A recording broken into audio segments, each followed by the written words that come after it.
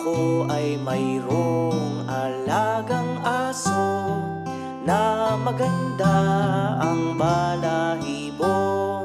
Lalaruin siya at lalambingin, papakainin at mamahalin.